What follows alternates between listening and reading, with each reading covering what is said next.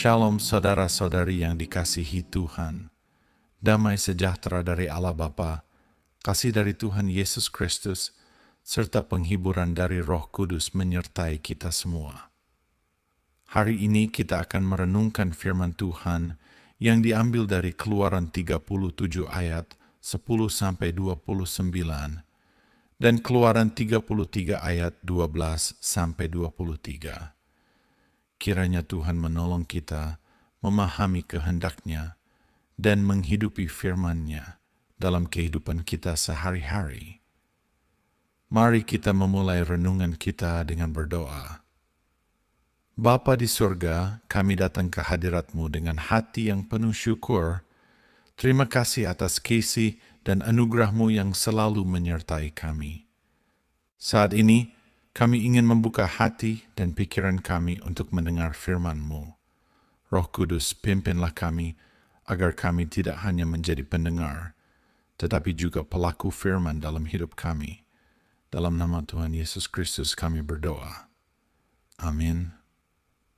Saudara-saudari, seringkali ketika kita berbicara tentang memberi yang terbaik, pikiran kita langsung tertuju pada sesuatu yang mahal atau bernilai tinggi secara materi. Kita berpikir bahwa memberi yang terbaik berarti memberikan barang yang berharga atau sesuatu yang luar biasa dalam pandangan manusia. Namun, dalam firman Tuhan hari ini, kita belajar bahwa yang terbaik bukanlah sekadar tentang materi, melainkan tentang bagaimana kita mempersembahkan apa yang ada dalam diri kita dengan kesungguhan dan ketulusan kepada Tuhan. Dalam Keluaran 37 ayat 10-29, kita melihat bagaimana Bezaleel dan para pengrajin lainnya dengan teliti dan setia mengerjakan berbagai perlengkapan kemah suci. Mereka tidak asal-asalan, tetapi memperhatikan setiap detail sesuai dengan petunjuk Tuhan. Mereka membuat meja roti sajian, kandil, dan mazbah pembakaran ukupan dengan penuh dedikasi.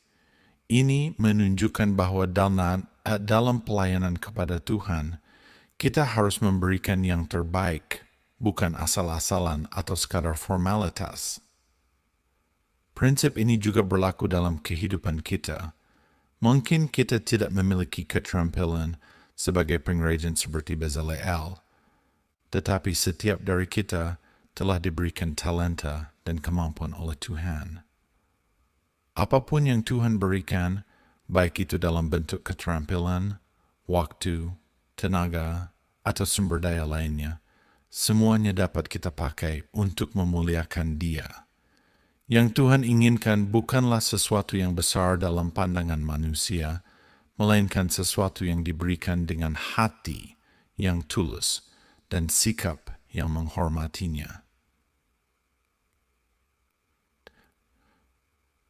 Dalam Keluaran 33 ayat 12-23, kita juga belajar tentang pentingnya penyertaan Tuhan dalam hidup kita. Musa memahami bahwa tanpa Tuhan, perjalanan bangsa Israel tidak akan berarti. Itulah sebabnya ia meminta agar Tuhan sendiri yang berjalan bersama mereka. Musa tidak hanya menginginkan janji Tuhan, tetapi lebih dari itu, ia menginginkan kehadiran Tuhan. Seringkali kita hanya fokus pada tujuan akhir, keberhasilan, kelimpahan, atau pemenuhan kebutuhan hidup kita. Namun, apakah kita juga menginginkan Tuhan dalam perjalanan hidup kita? Musa mengajarkan kita bahwa penyertaan Tuhan jauh lebih penting daripada sekadar berkat-Nya. Tanpa Tuhan, segala sesuatu yang kita capai menjadi sia-sia. Oleh karena itu, marilah kita bertanya kepada diri kita sendiri, apakah kita lebih menginginkan Tuhan ataukah hanya menginginkan berkat-Nya? Dari dua bagian Alkitab ini, ada beberapa hal yang bisa kita renungkan. 1. Memberikan yang terbaik bagi Tuhan berarti memberikan apa yang ada dalam diri kita dengan penuh kesungguhan. Bezaleel dan para pengrajin tidak mencari-cari sesuatu yang tidak mereka miliki, tetapi mereka menggunakan keterampilan yang telah Tuhan berikan untuk mengerjakan perlengkapan kemah suci. Demikian juga kita, Tuhan tidak menuntut sesuatu yang tidak kita punya, tetapi menghendaki kita memakai apa yang ada dalam diri kita untuk melayani dan memuliakan Dia.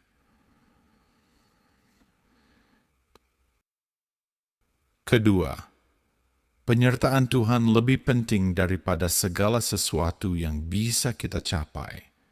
Musa menyadari bahwa tanpa Tuhan, perjalanan mereka menuju tanah perjanjian tidak ada artinya. Ini menjadi pengingat bagi kita bahwa dalam setiap langkah hidup, kita harus mengutamakan Tuhan. Kita tidak boleh hanya mencari berkat-Nya, tetapi kita harus mencari hadirat-Nya dalam setiap aspek kehidupan kita. 3. Menjadi pelayan Tuhan berarti hidup dalam ketergantungan kepada-Nya. Musa tidak ragu untuk meminta kepada Tuhan agar ia menyertai bangsa Israel. Ini menunjukkan bahwa hubungan kita dengan Tuhan seharusnya bukan hubungan yang pasif, melainkan hubungan yang aktif dan penuh kepercayaan. Kita harus terus mencari Tuhan dalam doa, firman, dan persekutuan dengannya. Mount Bardendem. Saudara-saudari, dari firman Tuhan hari ini, kita belajar bahwa yang terbaik bukanlah tentang seberapa besar atau mahal sesuatu dalam ukuran manusia, tetapi tentang bagaimana kita mempersembahkan diri kita dengan kesungguhan kepada Tuhan. Kita juga belajar bahwa perjalanan hidup kita hanya memiliki makna jika Tuhan menyertai kita. Tanpa Dia, semua yang kita lakukan akan menjadi sia-sia. Oleh karena itu, marilah kita mulai melihat ke dalam diri kita. Apa yang telah Tuhan berikan kepada kita? Bagaimana kita dapat memakai talenta dan kesempatan yang ada untuk melayani Dia? Mari kita jalani kehidupan ini bukan hanya dengan mengejar berkat, tetapi dengan mengutamakan hadirat Tuhan dalam setiap langkah kita. Sebagai respon terhadap firman Tuhan hari ini, mari kita renungkan. Apakah kita sudah memberikan yang terbaik dari diri kita kepada Tuhan? Apakah kita lebih menginginkan berkat Tuhan daripada kehadiran-Nya? Bagaimana kita bisa lebih mengandalkan Tuhan dalam setiap aspek hidup kita? Marilah kita terus belajar untuk mempersembahkan yang terbaik dari kita, bukan menurut ukuran manusia, tetapi menurut apa yang Tuhan kehendaki dalam hidup kita. Kiranya Tuhan menolong kita semua. Mari kita berdoa. Bapa yang penuh kasih, terima kasih atas firman-Mu yang telah mengajarkan kami tentang arti memberikan yang terbaik bagi-Mu. Kami menyadari bahwa seringkali kami terjebak dalam standar dunia, mengukur kebaikan kami berdasarkan materi atau pencapaian. Namun hari ini, Engkau mengingatkan kami bahwa yang terbaik adalah apa yang kami persembahkan dengan hati yang tulus. Tolong kami untuk senantiasa hidup dalam hadirat-Mu, tidak hanya mengejar berkat-Mu, tetapi juga mencari wajah-Mu.